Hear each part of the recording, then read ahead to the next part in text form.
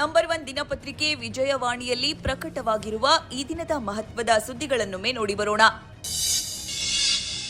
ಮಹತ್ವದ ಬೆಳವಣಿಗೆಯಲ್ಲಿ ಮೈಸೂರು ನಗರಾಭಿವೃದ್ಧಿ ಪ್ರಾಧಿಕಾರದಲ್ಲಿ 50-50 ಅನುಪಾತದಲ್ಲಿ ವಿತರಣೆಯಾಗಿದ್ದ ಬದಲಿ ನಿವೇಶನಗಳ ಹಂಚಿಕೆ ಆದೇಶವನ್ನು ರಾಜ್ಯ ಸರ್ಕಾರ ರದ್ದುಪಡಿಸಿದೆ. ಮುಡಾ ನಿಯಮ ಉಲ್ಲಂಘನೆ ಸಂಬಂಧ ಏಕಸದಸ್ಯ ವಿಚಾರಣಾ ಆಯೋಗದ ಶಿಫಾರಸ್ಸಿನಂತೆ ಉನ್ನತ ಮಟ್ಟದ ತಾಂತ್ರಿಕ ಸಮಿತಿ ನೀಡಿರುವ ವರದಿ ಅನ್ವಯ ತಕ್ಷಣದಿಂದ ಜಾರಿಗೆ ಬರುವಂತೆ 2023 ಮಾರ್ಚ್ 14 ನಿರ್ದೇಶನ ಉಲ್ಲಂಘಿಸಿ ಮಾಡಲಾದ ಎಲ್ಲ 50:50 ಬದಲಿ ನಿವೇಶನಗಳ ಹಂಚಿಕೆ ರದ್ದುಪಡಿಸಿ ಆದೇಶಿಸಿರುವುದಾಗಿ ನಗರಾಭಿವೃದ್ಧಿ ಸಚಿವ ಡಾಕ್ಟರ್ ಯತೀಂದ್ರ ಸಿದ್ದರಾಮಯ್ಯ ಬುಧವಾರ ಸುದ್ದಿಗಾರರಿಗೆ ತಿಳಿಸಿದರು. ಈ ಸುದ್ದಿಗೆ ಮುಖಪುಟ ನೋಡಿ. ಕರ್ನಾಟಕ ಲೋಕಸೇವಾ ಆಯೋಗದ ಅಧ್ಯಕ್ಷ ಸ್ಥಾನದಿಂದ ಅಮಾನತುಗೊಳಿಸಿದ ರಾಜ್ಯಪಾಲರ ಆದೇಶವನ್ನು ಹೈಕೋರ್ಟ್ ರದ್ದುಪಡಿಸಿದ ಬೆನ್ನಲ್ಲೇ ಶಿವಶಂಕರಪ್ಪ ಸಾಹುಕಾರ್ಗೆ ಜಾರಿ ನಿರ್ದೇಶನಾಲಯದಿಂದ ಬಂಧನ ಭೀತಿ ಎದುರಾಗಿದೆ. ಪಶು ವೈದ್ಯಾಧಿಕಾರಿ ಸೇರಿ ಇನ್ನೂ ಹಲವು ಹುದ್ದೆಗಳ ನೇಮಕಾತಿ ಪರೀಕ್ಷೆಗಳಲ್ಲೂ ಅಕ್ರಮ ನಡೆದಿರುವ ಆರೋಪಗಳಿಗೆ ಸಾಕ್ಷ್ಯ ಲಭಿಸಿರುವ ಹಿನ್ನೆಲೆಯಲ್ಲಿ ಇಡಿ ಅಧಿಕಾರಿಗಳು ಸಾಹುಕಾರ್ ಅವರನ್ನ ವಶಕ್ಕೆ ಪಡೆಯುವ ಸಾಧ್ಯತೆ ಇದೆ ಎಂದು ಹೇಳಲಾಗ್ತಾ ಇದೆ. ಈ ಸುದ್ದಿಗೆ ಇಂದಿನ ಸಂಚಿಕೆ ಓದಿ. ಭೂ ಕಂದಾಯ ಬಾಕಿ ಇರುವ ಜಮೀನಿನ ಪಹಣಿಯಲ್ಲಿ ಖಾತೆದಾರರ ಸ್ವಾಮ್ಯವನ್ನು ಪುನಃ ಸ್ಥಾಪಿಸುವ ನಿಟ್ಟಿನಲ್ಲಿ ರೈತರಿಗೆ ಅರ್ಜಿ ಸಲ್ಲಿಸಲು ಅವಕಾಶ ಕಲ್ಪಿಸುವ ಬಗ್ಗೆ ಪರಿಶೀಲನೆ ನಡೆಸುವುದಾಗಿ ಉಪಮುಖ್ಯಮಂತ್ರಿ ಡಾಕ್ಟರ್ ಜಿ ಪರಮೇಶ್ವರ್ ಭರವಸೆ ನೀಡಿದ್ರು. ಈ ಸುದ್ದಿಗೆ ವಿಜಯವಾಣಿ ಓದಿ.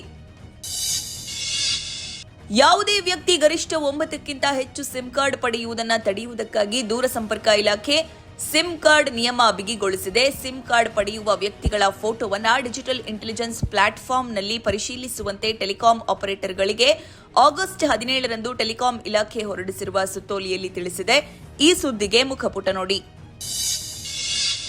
ಪಾಕಿಸ್ತಾನದ ಕುಖ್ಯಾತ ಉಗ್ರ ಸಂಘಟನೆ ಲಷ್ಕರ್ ಎ ತೊಯ್ಬಾದ ಸಂಸ್ಥಾಪಕ ಹಫೀಜ್ ಸಯೀದ್ ಭಾರತದ ಜಮ್ಮು ಕಾಶ್ಮೀರಕ್ಕೆ 10,000 ಉಗ್ರರನ್ನ ಕಳುಹಿಸಿದ್ದ ಎಂದು ಮೌಲ್ವಿ ನಾಸಿರ್ ಮದನಿ ಹೇಳಿರುವ ವಿಡಿಯೋ ವೈರಲ್ ಆಗಿದೆ.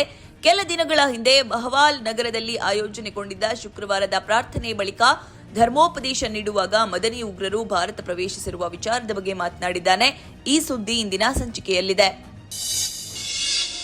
ಬಾಟಲ್ ಪ್ಯಾಕೆಟ್ಗಳ ಮೇಲೆ ಪ್ರತಿಷ್ಠಿತ ಕಂಪನಿಗಳ ಲೇಬಲ್ ಆದರೆ ಒಳಗಿರುವ ಔಷಧ ಮಾತ್ರ ಹಾನಿಕಾರಕ. ಕ್ಯಾನ್ಸರ್, ಕಿಡ್ನಿ ಸಮಸ್ಯೆ ಹಾಗೂ ಐಸಿಯುನಲ್ಲಿ ಕೊಡುವ ದುಬಾರಿ ಬೆಲೆಯ ಔಷಧ ಹೋಲುವಂತೆ ನಕಲಿ ಔಷಧಗಳಿಗೆ ಪ್ರತಿಷ್ಠಿತ ಕಂಪನಿಗಳ ಲೇಬಲ್ ಅಂಟಿಸಿ ರೋಗಿಗಳ ಜೀವದ ಜೊತೆ ಚೆಲ್ಲಾಟವಾಡುತ್ತಿರುವ ಬೃಹತ್ ಔಷಧ ಜಾಲ ರಾಜ್ಯದಲ್ಲಿ ಸಕ್ರಿಯವಾಗಿರುವ ಆಘಾತಕಾರಿ ವಿಚಾರ ಬಿಡದಿ ಪ್ರಕರಣದಿಂದ ಬೆಳಕಿಗೆ ಬಂದಿದೆ. ಈ ಜಾಲಕ್ಕೆ ದುಬೈ ಸಂಪರ್ಕವಿರುವ ಶಂಕೆ ವ್ಯಕ್ತವಾಗಿದ್ದು, ಈ ಸುದ್ದಿ ಮುಖಪುಟದಲ್ಲಿದೆ. ಕೈಗಳನ್ನು ಬಳಸದೆ ಕೇವಲ ಮನಸ್ಸಿನಲ್ಲಿ ಯೋಚಿಸಿ ಕಂಪ್ಯೂಟರ್ ಅನ್ನು ಅಥವಾ ಮೊಬೈಲ್ ಫೋನ್ ಅನ್ನು ನಿಯಂತ್ರಿಸುವ ಹೊಸ ತಂತ್ರಜ್ಞಾನವೇ ಬ್ರೈನ್ ಕಂಪ್ಯೂಟರ್ ಇಂಟರ್ಫೇಸ್.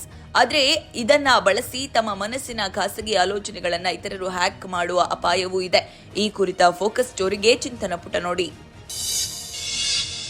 ಭಾರತೀಯ ಷೇರು ಮಾರುಕಟ್ಟೆ ಬುಧವಾರವೂ ಕುಸಿತ ಕಂಡಿದೆ. ಸೆನ್ಸೆಕ್ಸ್ 325.78 ಅಂಕ ಇಳಿಕೆಯಾಗಿ 76,909.68ರಲ್ಲಿ ವಹಿವಾಟು ಮುಗಿಸಿದ್ರೆ, ನಿಫ್ಟಿ ಸತತ 7ನೇ ದಿನವೂ 76.60 ಅಂಕ ಕುಸಿದು 24,708.30ಗೆ ತಲುಪಿದೆ. ಈ ಸುದ್ದಿಗೆ ಮನಿ ಮಾತು ನೋಡಿ. ನಾಯಕ ಹರ್ಮನ್ ಪ್ರೀತ್ ಸಿಂಗ್ ಮತ್ತು ಅಭಿಷೇಕ್ ಬಾರಿಸಿದ ತಲಾ 2 ಗೋಲುಗಳ ಬಲದಿಂದ ಭಾರತದ ಪುರುಷರ ತಂಡ ಹಾಕಿ ವಿಶ್ವಕಪ್ನಲ್ಲಿ ಸಾಂಪ್ರದಾಯಿಕ ಎದುರಾಳಿ ಪಾಕಿಸ್ತಾನ ವಿರುದ್ಧದ 3ನೇ ಹಾಗೂ ಅಂತಿಮ ಲೀಗ್ ಪಂದ್ಯದಲ್ಲಿ 5-3 ಅಂತರದಿಂದ ಗೆಲುವು ದಾಖಲಿಸಿದೆ. ಈ ಸುದ್ದಿಗೆ ಕ್ರೀಡಾಪುಟ ನೋಡಿ. ತಮಿಳು ತೆಲುಗು ಚಿತ್ರರಂಗದಲ್ಲಿ ಮಿಂಚಿರುವ ನಟಿ ಪ್ರಿಯಾ ಭವಾನಿ ಶಂಕರ್ ವೈಯಕ್ತಿಕ ಜೀವನದ ಕುರಿತು ಇದೇ ಮೊದಲ ಬಾರಿಗೆ ಮುಕ್ತವಾಗಿ ಹೇಳಿಕೊಂಡಿದ್ದಾರೆ. ಕಾಲಿವುಡ್ ಟಾಲಿವುಡ್ನಲ್ಲಿ ಬ್ಯುಸಿ ಇರುವ ಅವರು ಸದ್ಯ ರವಿತೇಜ ಅಭಿನಯದ ಇರುಮುಡಿ ಚಿತ್ರದಲ್ಲಿ ಮುಖ್ಯ ಪಾತ್ರದಲ್ಲಿ ನಟಿಸಿದ್ದು, ಸಿನಿಮಾ ನಾಳೆ ರಿಲೀಸ್ ಆಗ್ತಾ ಇದೆ. ಈ ಸುದ್ದಿಗೆ ಉಲ್ಲಾಸ ನಮಸ್ತೆ ಬೆಂಗಳೂರು ನೋಡಿ.